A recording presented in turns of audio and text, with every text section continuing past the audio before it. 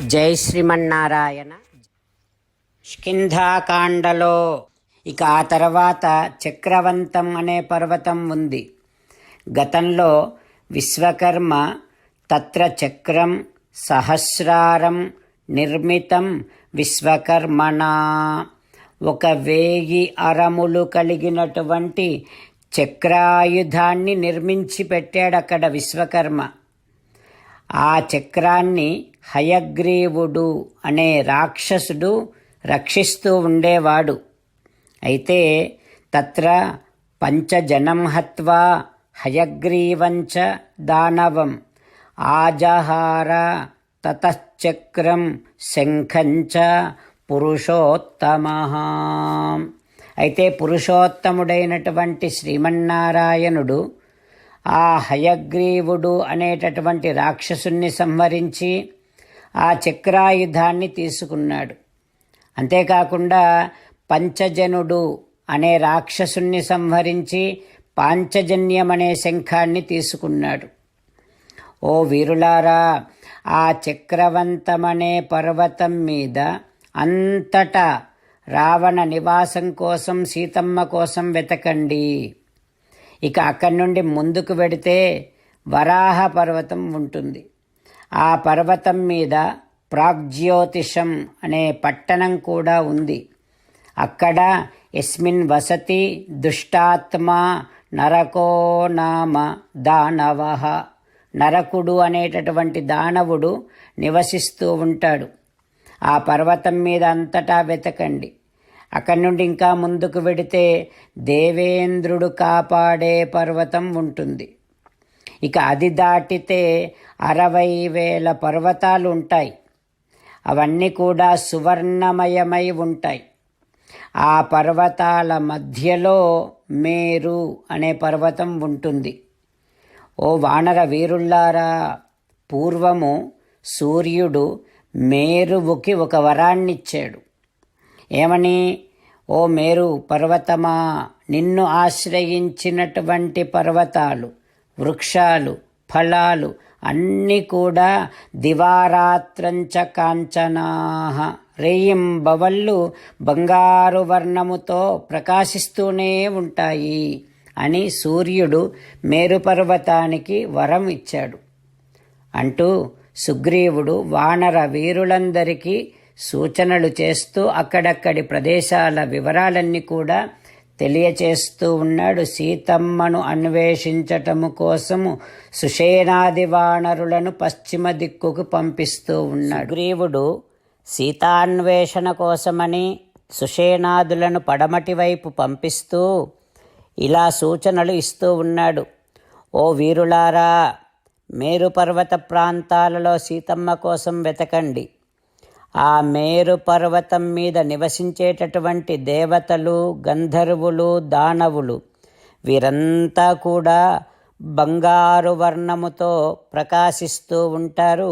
కారణం సూర్యభగవానుడు మేరువుకి ఇచ్చినటువంటి ప్రభావం చేత.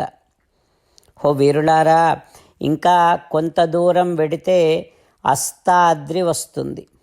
ఆ శిఖరం మీద వరుణదేవుడి యొక్క దివ్యమైనటువంటి భవనం ఉంటుంది. ఆ అస్తాద్రి మేరు పర్వతాల మధ్యలో ఒక బంగారు తాడి చెట్టు కూడా ఉంటుంది.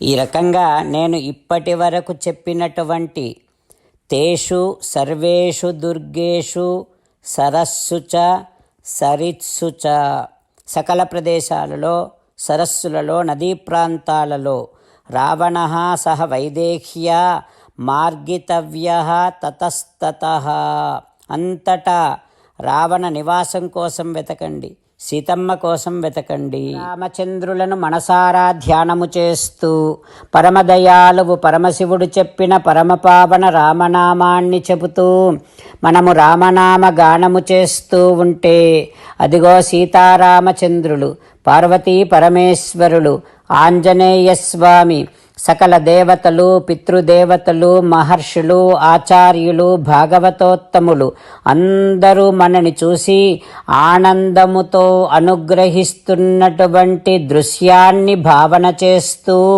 నోరారా రామనామగానము చేద్దాం. రామ రామ దశరథ రామ, రామ రామ దశరథ రామ, హే హే రాజా రామ, హే హే రాజా రామ, హే హే సీతారామ, హే హే సీతారామ.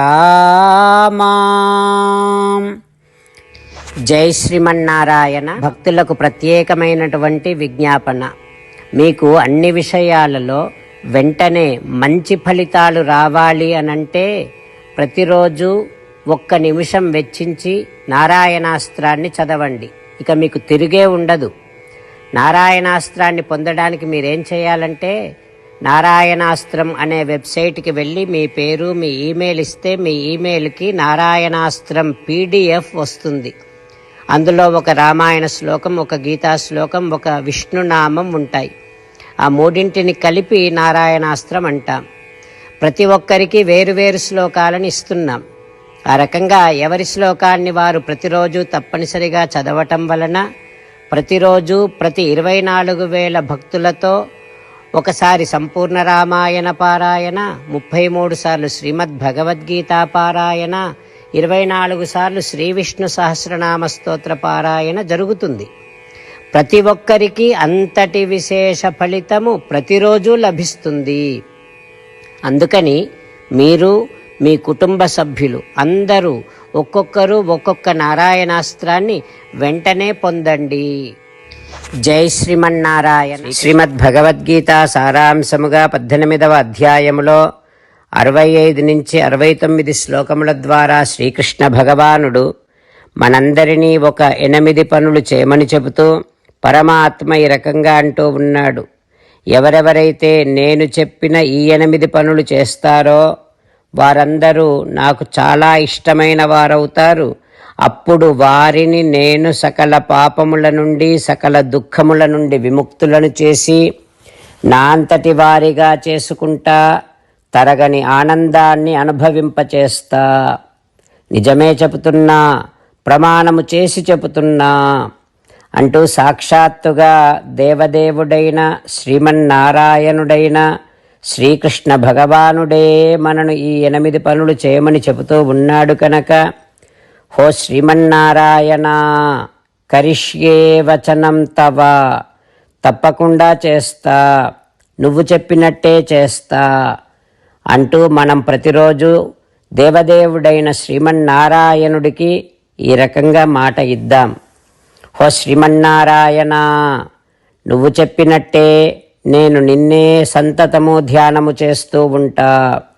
హో శ్రీమన్నారాయణ, నువ్వు చెప్పినట్టే నేను నీ భక్తుడిగానే ఉంటా.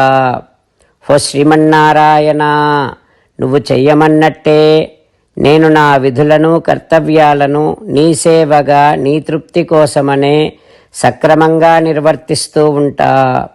హో శ్రీమన్నారాయణ, నువ్వు చెప్పినట్టే నేను నీవాడిని అనే మహావిశ్వాసాన్ని సంతతము కలిగి ఉంటూ నా హృదయములో నీకే నమస్కరిస్తూ ఉంటా.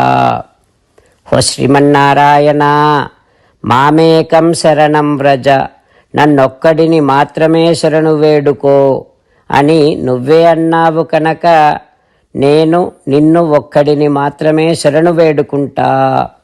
హో శ్రీమన్నారాయణ, మా శుచః, ఇక దుఃఖించకు అని నువ్వే నాకు భరోసా ఇస్తూ ఉన్నావు కనుక నేను ఇక దుఃఖించను. హో శ్రీమన్నారాయణ, నువ్వు చెప్పినట్టే నువ్వు నా కోసమని చెప్పిన శ్రీమద్భగవద్గీతను ఎప్పుడో ఒక్కసారి కాకుండా ప్రతిరోజు కనీసం 1 శ్లోకాన్నైనా అనుసంధానము చేస్తూ గీతోపదేశాన్ని జ్ఞాపకం చేసుకుంటూ ఉంటా. హో శ్రీమన్నారాయణ, నువ్వు చెప్పినట్టే నువ్వందరి కోసమని చెప్పిన శ్రీమద్భగవద్గీతను తెలియని భక్తులందరికీ తెలియచేసే నా వంతు ప్రయత్నాన్ని నిరంతరము కొనసాగిస్తూనే ఉంటా. ఓ శ్రీమన్నారాయణ, నేను నువ్వు చెప్పినట్టే చేస్తా, నీకు నచ్చినట్టే ప్రవర్తిస్తా, నీకోసమే పని చేస్తూ ఉంటా. కరిష్యే వచనం తవ. సర్వం శ్రీకృష్ణార్పణమస్తు. జై శ్రీమన్నారాయణ.